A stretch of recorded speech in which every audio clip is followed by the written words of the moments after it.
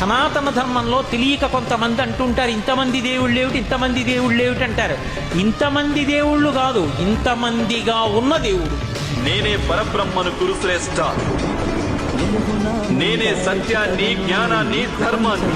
పార్థ, దివ్యములై నానా విధములై అనేక వర్ణములై అనేక విశేషములు గల నా స్వస్వరూపమును కన్నులార దర్శింపుము.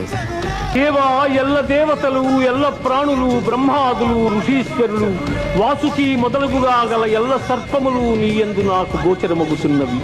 ఈశ్వర, నీ విశ్వరూపము అనేక బాహువులతో, ఉదరములతో, ముఖములతో ఒప్పియున్నది. అట్లయ్యూ నీ ఆకారమున ఆద్యంత మధ్యమములను గుర్తింపదాలకున్నాను. కోరలచే భయంకరమై ప్రళయాగ్ని సమానములైన నీ ముఖములను చూచుట వలన నాకు దిక్కులు తెలియకున్నవి. కాన ప్రభో, నా యందు దయయుంచి నాకు ప్రసన్నుడవు కమ్ము. కృష్ణ, ప్రసన్నుడవు కమ్ము.